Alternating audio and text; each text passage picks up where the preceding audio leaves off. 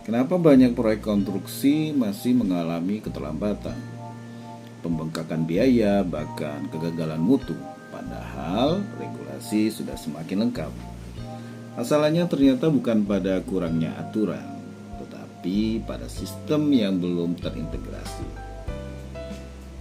Dalam praktik konstruksi di Indonesia, kita mengenal 3 sistem utama: pengadaan, manajemen perubahan kontrak, dan pengendalian mutu.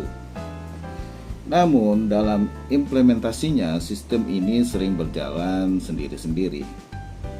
Akibatnya muncul fenomena klasik seperti cost overrun, keterlambatan proyek, dan kualitas bangunan yang tidak optimal.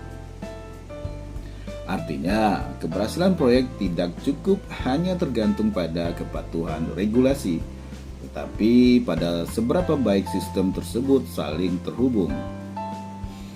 Dari kondisi tersebut muncul 3 pertanyaan utama. Apakah sistem tender saat ini sudah mampu menyaring risiko sejak awal? Apakah mekanisme perubahan kontrak benar-benar adaptif atau justru menjadi sumber masalah? Dan apakah sistem pengendalian mutu sudah menjamin kinerja bangunan dalam jangka panjang? Nah, penelitian ini menawarkan satu pendekatan utama, yaitu integrasi sistem yang terdiri dari tata kelola pengadaan, manajemen perubahan atau kontrak change order, serta penjaminan mutu berbasis SMKK. Ketiga komponen ini tidak berdiri sendiri, melainkan terintegrasi dalam satu kerangka manajemen risiko. Pada tahap pengadaan, sistem berfungsi sebagai risk filtering mechanism.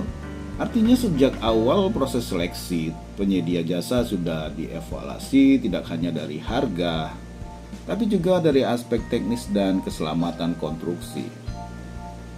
Di sini, SMKK berperan sebagai critical decision gates atau mencegah risiko masuk ke dalam proyek. Selanjutnya, pada tahap pelaksanaan digunakan mekanisme Contract Change Order atau CCO. CCO ini berfungsi sebagai instrumen adaptif untuk mengakomodasi perubahan kondisi lapangan. Namun, di sisi lain, CCO juga menjadi alat alokasi risiko agar keseimbangan antara fleksibilitas teknis dan kepastian hukum tetap terjaga. Pada tahap pengendalian mutu, digunakan sistem closed loop control. Artinya setiap pekerjaan tidak hanya diperiksa, tapi juga dievaluasi dan diperbaiki secara berulang. Pendekatan ini memastikan bahwa kualitas tidak bersifat reaktif, melainkan terkontrol secara berkelanjutan. Jika diintegrasikan, ketiga sistem ini membentuk mekanisme yang saling mengunci. Pengadaan sebagai penyaring risiko, CCO sebagai pengolah ketidakpastian, dan pengendalian mutu sebagai penjaga kualitas output. Inilah yang disebut sebagai Integrated Risk Management System dalam proyek konstruksi. Namun, dalam praktiknya masih terdapat beberapa kelemahan. Sistem tender masih cenderung berorientasi pada harga terendah. CCO sering menjadi sumber klaim dan pengendalian mutu masih bersifat reaktif. Hal ini menunjukkan adanya kesenjangan antara regulasi dan implementasi di lapangan.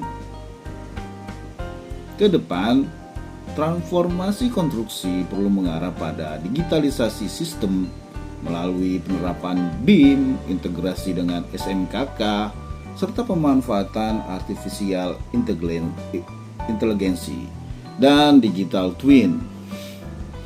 Tujuannya bukan hanya membangun lebih cepat, tetapi membangun sistem yang lebih cerdas dan terintegrasi.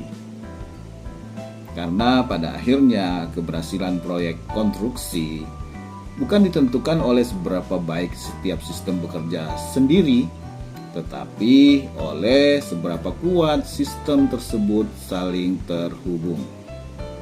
Terima kasih.